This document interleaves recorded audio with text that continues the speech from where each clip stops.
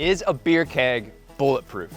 We're gonna go up to higher and higher caliber bullets, shooting this beer keg with everything from a 22 all the way up to a shotgun slug, and see how they hold up.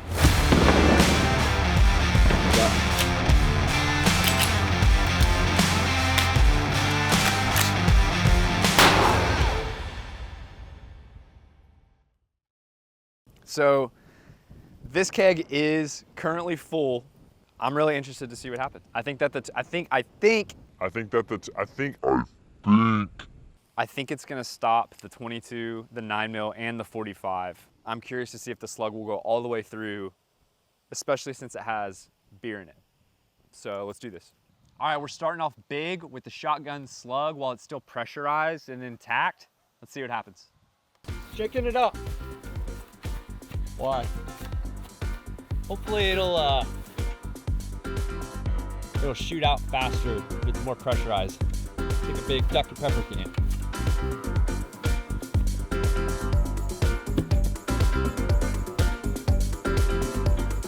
It's like 700 pounds.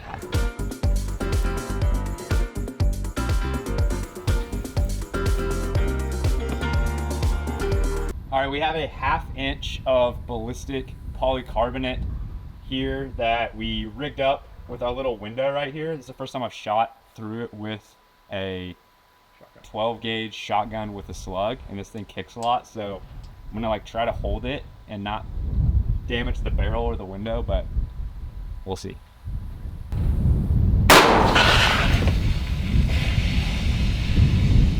Whoa!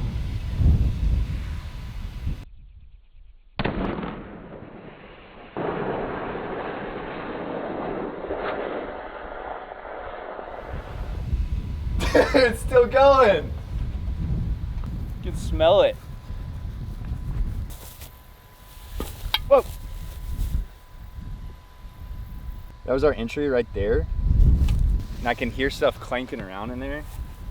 And it looks like the lid or the tap or whatever this is also like blew out. Because I think that there was like multiple holes coming out of it. And it didn't go out the other side. That's crazy. So these things are like sturdy. So it blew through the front, got stopped in the back, and then blew open our tap here, and just like the pressure just shot it out and like tipped over the whole table. All right, now we're gonna try a little round of 22 and see what happens. All right, firing.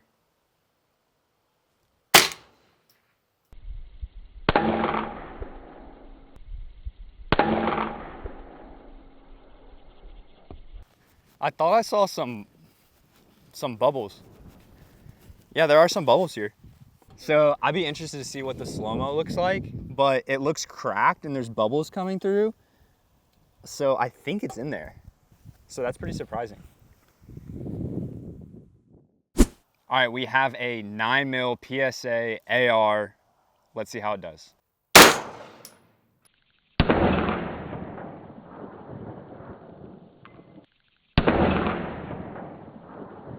All right, here's our 9mm entry right here, and I can see like fragments of the bullet stuck in the steel right here, which is super interesting. You can see how much bigger that entry is compared to the 22 over here. I mean, that's like triple the size. And so here's our fragments right here. It's like stuck in the steel. Let's see if it went through the other side. And the other side's clean. So 22 and 9mm both went through the front and did not go through the other side. So I'll be interested to see what happens when we move up to the 45. All right, we have our beautiful 1911 here. We're gonna be shooting around a 45 ACP. I'm kind of expecting it from the stuff that we shot in the past with the 45. I'm kind of expecting it to splatter, and hopefully it like flowers out on the outside because it always looks so cool. So we'll see what happens. We'll see if it splatters on the outside or if it penetrates. Did that look cool? Is that sweet?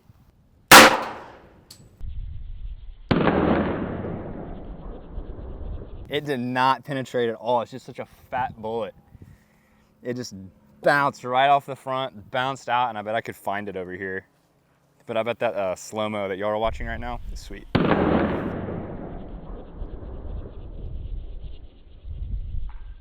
All right, we are moving up to our Ruger Red Hawk 44 Magnum. I think it's gonna go through one side and stop on the other.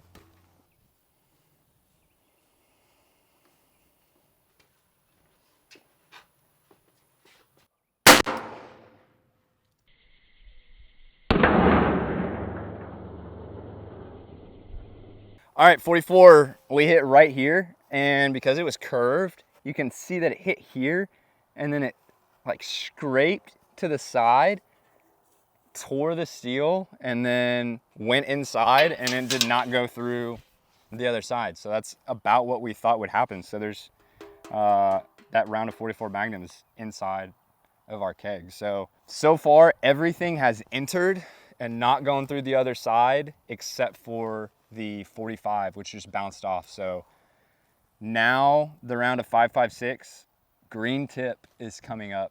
Do we think that it's gonna go through both sides? I'm gonna guess yes. I'm gonna guess yes.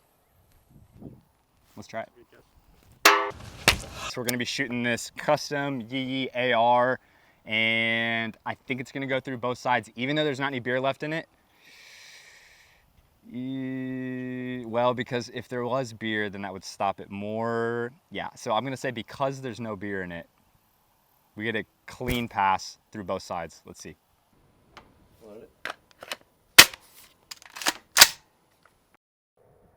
Sorry.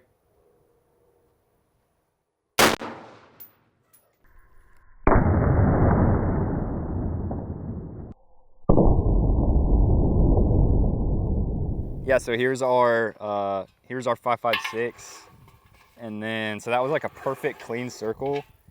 The slug was a pretty nice little circle too, but you see the steel is like kind of shredded in there. And moment of truth, it did go through the other side. So that's really interesting. It went in a perfect circle, and then it must have like tumbled once it hit and turned to the side, and then it came out sideways from the back. So the 5.56 was the only one out of everything that we shot that made it through both sides. There you go. All right, thank you guys for watching. We'll catch you in the next episode of Yee Life.